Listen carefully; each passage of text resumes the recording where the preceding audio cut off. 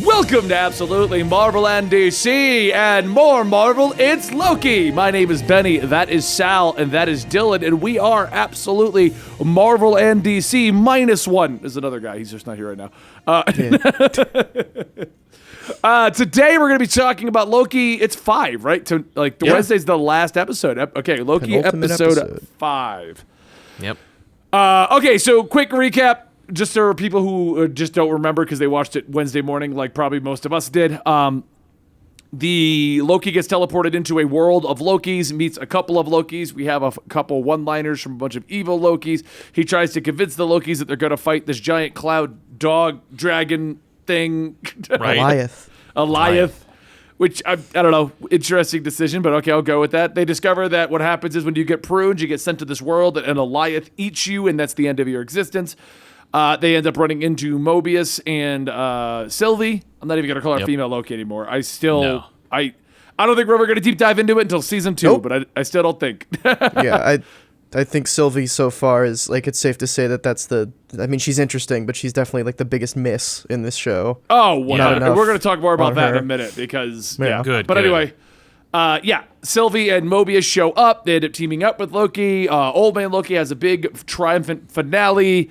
Standard MCU plot. Oh my God, we have more power than we thought, and then they go fight big cloud dog thing, and we open up a door, and whoever's behind it all is through that door now. Yeah. Ooh. So, thoughts, concerns? I dug this episode. I've been kind of like meh on this show. Like the first 2 episodes, I'm like, yes. Third episode, no. 4th episode, okay, we're getting back to this. 5th episode, okay, I guess we're back. Like, I've been enjoying it. I don't feel like it's as subversive as I think everyone expected it to be, but it is telegraphing what I think Phase 4 has kind of morphed into, because this episode, more than any other, told me that, like, season 4 of the MCU. Like, Phase 4 of the MCU is multiverse. Like, it's multiple versions of characters. Like, it's all that. It's just that. So get used to, like, Marvel's telling you, like, get used to multiple versions of characters. Get used to alternate timelines. Like, familiarize yourself with the concept of characters and actors being replaced. Like, I think all the way back to Quicksilver. I think that's a thing. I think that's not just like a boner joke now. I think that, like, he's from this. Like, they yanked him out of something, and he actually possibly could be a real Quicksilver, but we just can't say. I think even if it isn't that, like, it's definitely, he could be now. Like, he could be now, but if it obviously, like, I think we talked about this back then, as like the existence of Evan Peters playing Quicksilver there, even if he isn't a Quicksilver at that time. They're leaving the door open so that he can be. Yes. Like, even if Boner Man doesn't come back, it will just be Evan Peters playing Boner Man. I like that name for him. Boner Man. He's not Ralph Boner. I'm Boner Man. Boner Man. Boner Man. And it also telegraphs to the audience, like, we're willing to do this. Right. Even if it doesn't make sense or it's not used in story, metatextually, they're like, we're not afraid. I mean, look at J. Jonah Jameson. Like, we're not afraid to use good actors that we like who played characters from other worlds and just cram them into our universe. We don't care. Like, just use it all. Especially given the What If trailer that just dropped, where it was like, it's a story. What If actually looks interesting based on that, but we'll do a trailer discussion on that one, Sal. We'll do that one after this. Dylan, before I do my usual Bennyism of like 10 minutes of the whole episode, what is your thoughts on this? I absolutely adore this episode. I think, as for context, I'm a huge Loki fan in general. And the era of Loki that I'm a fan of is the Kieron Gillen Journey into Mystery Kid Loki era. Yep. So good run, by the way. Yeah, fantastic run. Seeing, like, Kid Loki on here, and also, like, the classic kind of bitter Loki, which is not, like, he's part of that run as well. And them being portrayed in such a fun and surprisingly accurate way was really nice. I think And I was talking to a buddy about this, the death of like classic Loki, the way that he went out, and his arc is probably the strongest and most emotional arc that has been in this show and probably any of the Disney Plus shows so far. Yeah. And it's like subtle too, right? Like it's not in your face, which I appreciate. And you know, obviously the giddy little comic book nerd in me was very excited to see so many Easter eggs, like actual Easter eggs, not just like, oh, this is part of the show type Easter eggs. That room when the evil Lokis showed up and we're just approaching, like all of them, it was just a lot of fun. Like one that I didn't catch, I had to go back and watch. Did you see the Throg in the bottle trying to get his hammer? I was with I think it was Dan. But we all thought it was just a small Thor, and Andy's like, "No, that was the frog. That's Throg. It was Throg." And I've looked into this because I did the Easter egg short. The number on it was the number classic, like the number of the issue of Thor where Loki turns Thor into a frog. You know, like, and there's just like such. There's a lot of cool things that don't even have to do with Marvel, like the Polybius arcade machine in the background. There's like this. In part of the wasteland, there's this tank that was never produced by some government that is just like, there's a model of it that they threw in here. That's fun. There's a bunch of stuff like that I think is really fun, and that's like, you know, the set design and like the VFX artists, like that continues to be what I think is really solid about this show. Like especially like that room with all the Easter eggs in it, that, you know, the Loki hideout. It's such a cool, like, wacky, like, comic book room. I loved it. I love how they kept reusing the alligator too. Like everyone was like, "What's with the alligator?" Like, it's Loki. It's a Loki. That was a constant joke. It wasn't just like a throwaway. Oh, the alligator's a Loki. It was a constant like, it's a Loki. Right. Yeah. I also love that our Loki refuses to admit it. He's like, it could be just an alligator with a hat. Though. Who knows? I want to specifically shout out also the cinematography in this episode, because it's been pretty in other episodes, but this episode, especially in the last sequence, like I will give credit to Snyder movies, like DC movies, for evoking like the double page spread in ways that not a lot of other comic book properties do.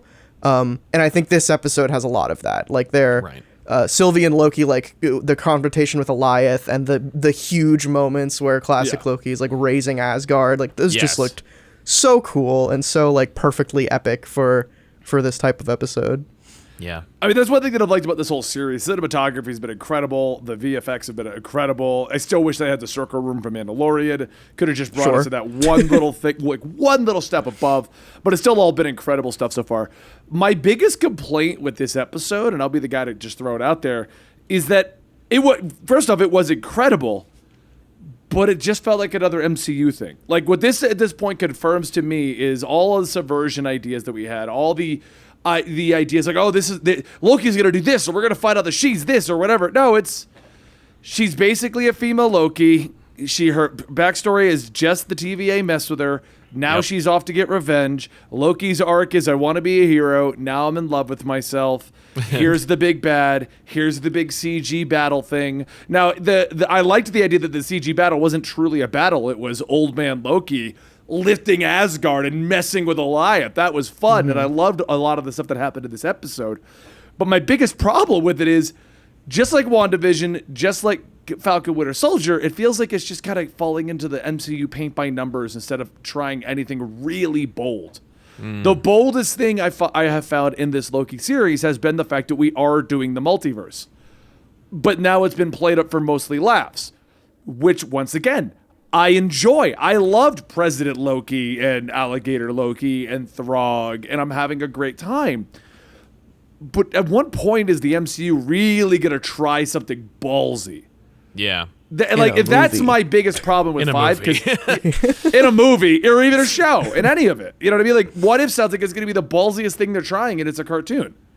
You know, this was an incredible episode, but I have very low expectations for anything to surprise me in the last episode at this point. I have a feeling. I mean, go ahead. like to me, my expectations for like shows like this, especially the Disney Plus shows after WandaVision and Falcon and Winter Soldier, especially after Falcon and Winter Soldier, is like I don't really care about like huge like plot reveals. Like it's interesting that Sylvie is Sylvie, but honestly, I would have preferred if she was just called Loki and they like moved on from that. But it doesn't make much sense other than for script purposes, so you know who's talking to who. Sure. Yeah, it's just that. Because no just one didn't- else yeah. has showed up and said, "No, my name is Bob," and don't call me Loki. I go by Sam now. You know, like That's exactly what it is. It's just to differentiate, and they picked a name that is in any way associated with the character or the character that she's portraying. So it's like, it's just a wink and a nod, but it's also a placeholder. It's like, as opposed to calling everybody Loki A, B, and C, we each have names or monikers, and that's why they went with it. And I get it. I get it, and I don't really... In this regard, I'm like, go for it. Like, I was expecting... I don't know what I was expecting from the Loki show, but... I was expecting a lot, because Feige said this will be the biggest game changer. Well, and I think the game changer is just think that, it like, is. this is Multiverse. like... It's multiverse. Like, we're doing multiversal stuff, like, from now on. Like, not like forever, but like this phase until we get to X-Men is going to be, you know, alternate versions of characters and multiple versions of characters. And does that excite me? I mean, when you tell me what the story is, yeah. Yeah, and that's exactly the point. Is like, because the existence of the multiverse itself is cool, and I'm really down with the way that they've introduced it, that it's not just like, because I was in Far From Home when Mysterio shows up and he's just like, there's a multiverse, blah blah blah. I was like, okay, right, well, I'm from Earth B, yeah, right, but like here But then it's we like, found out okay, it was a lie. yeah, and we've now, like, since Endgame, we've slowly stepped from like time travel, okay, that would create branching timelines, okay, now it's out of control, there's an organization, it's a multiverse, blah blah, but the story is like the important bit there, and if you don't have an interesting story, I don't think it matters. And that's why I like this episode, and that's why I kind of am liking the show a lot, is that it has like a more grounded message than I feel like a lot of MCU movies that are dealing with this kind of stuff would. And I think that goes the same for Falcon and Winter Soldier and sort of for WandaVision, is like the show is about just like the other two have been, it's about like therapy and dealing with your problems. And which I'm not against. I just was expecting more deep diving even into that topic. Like, once again, I'm not saying I dislike this episode. Personally, what'd you say? I'm sorry. I think this episode gives us a lot on that. Just the quiet moment between Loki and Sylvie. There's a lot of like subtext there, at least that I was reading into, of just like, no, they're not gonna smooch and do like a big romantic kiss. They're just like, they are two people who have never been able to have friends because of insecurity. Of who they are. Yeah, exactly. And now they're getting over that together with themselves. And I think it's cool. I liked that. That's a cool idea, yeah. I do feel like Sam's journey has been more, like, it was more impactful in Falcon Winter Soldier than Loki's kind of like, did we ask for this kind of journey? Which I'm not complaining. I'm just saying, like, you know, I don't think this is the deepest series. Oh, sure. Nor is it, you know, but I am excited to see where it goes, and I like the journey that Loki's going on, and I just hope that they don't like undercut any of the growth and subtext that you described for a joke or to preserve, you know, the precious continuity or character. You know, is where it's like, well, Hiddleston said if we give him his own show, you know, he'll stick around to do that show, and then he's leaving. And you know what I mean? Like, I don't know if it's like, we're going to do a big change for Loki and then kill him, or if they're like, well, we're going to keep Loki around, so we need to keep him as himself, so any of the growth, you know what I mean? Like a TV show, like a 20-minute show that, like, every week we got to go back, we got to reset the timeline, and no character growth can stay. Like, as long as we... Yeah.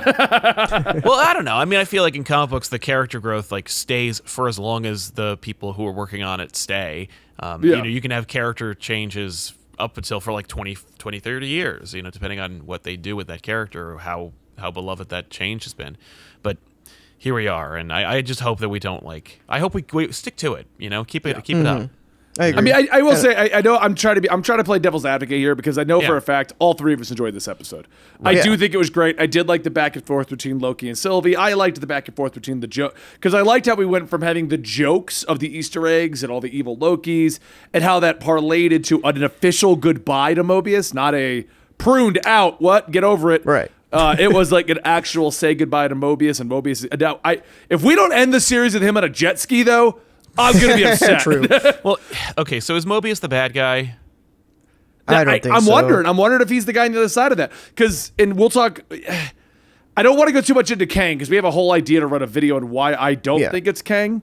But right now, I think going through it, it's either going to be a Loki who refuses to lose. Like that's because the message in this show has been Loki's always lose. Sylvie, you can't beat the TVA. Loki's always lose. Where are the Lokis? Stuck in this end of this timeline. This Loki, he died to Thanos. No Loki ever wins. And when you do, we remove you from the timeline. So who else would be affecting the TVA to try and correct the timeline so that he could win? It just, the plot makes sense that it would be Loki at this point. I don't feel like we're going to get the introduction of an entirely new MacGuffin villain. Right. Or it's Mobius. He is a Loki. Yeah. And I genuinely, like, I'm not down for a for Mobius being the bad guy, but the setup of him being like, I'm going to burn the TV to the ground off screen. I'm like, no, you're not. Like, I've seen I this. don't think it's going to be off screen. I think we're going to see him doing some, like a montage? Well, Ravonna Renslayer and whatever her name, B20 or whatever. Yeah, they're still something. there. So they need to close that plot line as well. And I think that's why Mobius left. We're going to have an A and B plot, and that's going to be the B plot. I don't think this is the last we've seen of Mobius. No, I think you're right. I'm just like, I felt like his delivery was kind of flippant, and I was kind of sure. I've seen this where they go, I'm gonna do the thing. I'm gonna do I'm gonna do plot B, and then it's like, actually, I'm a bad guy, and you trusted me, you idiot. And I'm like, that's why, because that would be like the boardroom, like, get them, like, get the fans. They don't know what we're doing, type of thing. But I have faith in this show at this point that whenever they do the, like, you don't know what we're doing, like, they're doing it for a reason. And I don't think, like, if I will take back everything I say about the message of the show being nice and me liking it about, like, friendship and stuff, if they make Mobius like the villain and completely be like, ha ha ha, you trusted me, don't trust anyone, idiot. Yeah, it's like, all right, that would go against the whole thing, because the whole thing is about Loki's fail. Lokis can't have friends. No one trusts the Loki. That's been the whole message this whole time, and then we trust Mobius. That was the start. Yeah. I think we've changed that. Like, the start with so the mantra was like, Mobius you suck. is bad? Haha, Loki, you shouldn't trust anyone. You were right all along. Exactly. It's like, okay, well, no one's grown anywhere here. Like, what was the point of this show? That's what I'm really worried about, is that there's no stakes. And or they pretend to have stakes, and then they go, ha ha ha, no. Just kidding. The gotcha moment for this never rewatchable series was worth sacrificing character growth. Yeah, if that happens, for sure. I agree. Right? So, like, because Marvel's done that. They have. Because, like, is Trevor Slattery worth it? Like, you watch Iron Man 3 again, and you're like, there he is. There's the Mandarin. You know he's a fake. You know that's lame. Like, is it still cool? That was a bad one. Right? But is it still cool? Like, because, you know, you see the theory, like, wow, way to go, Marvel. Ha, ha, ha, ha, ha, we got him. And then you watch it again, you're like, this is not great. And then you have that awful moment where he's like, I'm the Mandarin. I'm like, shut up. Over. Shut up. I like Iron Man 3, so I disagree. But I appreciate Iron Man 3 more than I did when I first saw it. But, like, Killian trying to be Killian and the Mandarin and AIM and, like, all that. I'm like, yeah, it was messy. Get out of here. Yeah, but the parts of this is a different discussion, but the parts of Iron Man 3 I like are Iron Man, not only not the parts of Tony Stark. I like Iron Man. Yeah. I also like discovering he does have 100 suits that he doesn't loan anyone. Yeah. Yep. I'm also drop all the Iron Man suits, cool, but no, like, Iron Man suits for Avengers that he never got to use. Yeah, that's what I find to be the funniest thing ever. It's like, we did discover, they are all there, they're all functional, and Steve, you can keep running. Like, right. Yes, and Nat, Clint, and Steve, you run. But I am going to fly and have an army. Yep. And my Ultrons. I'll build Ultrons. We'll get there. So anyway, I mean, so I guess the next big thing we could even discuss would be how the old man Loki scene. Honestly, I thought he was going to be a waste when it was just him, Kid Loki, and the alligator leaving. No, we're going to stay. And I'm like, oh, so this was a cool one-off joke. Kind of a waste of actors. You know what I mean? Like, Well, that's what I thought. Yeah. Well, I feel like old Loki has, like Dylan mentioned, an arc, and he's really cool. Also, not convinced he's dead, because we set up his like ability to create illusions that are so convincing that even like Thanos could be fooled. Pretty dope. Even if it is, works for me, because I like that Loki, so it's like, leave him alive, cool. Kill him, dope death, works for me. But I also was like, really? Like, I don't know. I think my biggest problem actually comes from that Loki scene, though. And this is where, for me, the show just became cookie cutter Marvel cinematic thing. Yeah. You know what I mean? As much as I loved that scene, Loki's one comment is what ruins it for me. Because it goes from, wow, that Loki's incredible, and Sylvie's different because she can enchant, and this Loki can do this, to Loki going, I think we have more power than we think we know. Oh, yeah. And I'm like, so it's just a normal MCU. All right, look inside, Loki. It's probably the power of love. You know, like it's in your heart. That's the point, though. Yeah, but that's what I'm saying. Like they set that up. But that just turns into normal MCU. Oh, Scott, you can't make it as Ant-Man, but now look how big you can get. Oh, Tony, you can't do it as Iron Man. Now you have 100 suits. Cap, what are you going to do? I feel like that's different. Huh? That's different, because in those movies, usually, like the Ant-Man stuff, like when Ant-Man goes Giant Man in Civil War, he just does that. Like that there's no emotional payoff there. No, that's just a big woohoo moment. But was it in Ant-Man 2 where he gets huge and he can't do it, or he's like afraid or something like that? Those two where he gets big and like faints. Yeah. Sure. But they set that up, but that's also like played for that's laughs. what I'm saying. And they set up Loki having more power than he knows by showing the enchant. But I would have loved it a lot better if it's like, wow, I guess there's a lot of different Lokis. I'm not going to unlock more powers.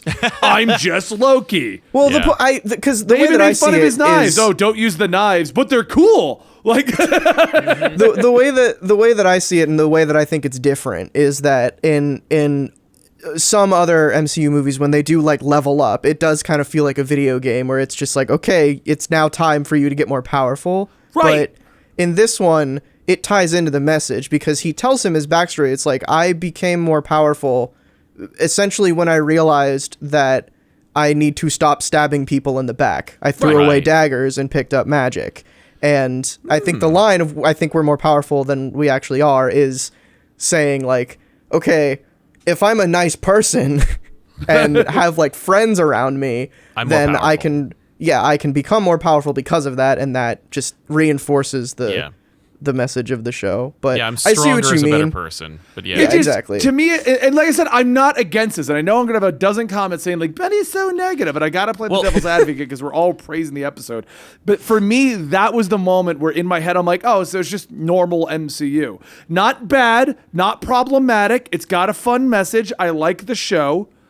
But at that point in my head, I was like, anything that we thought they were going to do to subvert us has already mostly been thrown out because we're on episode 5.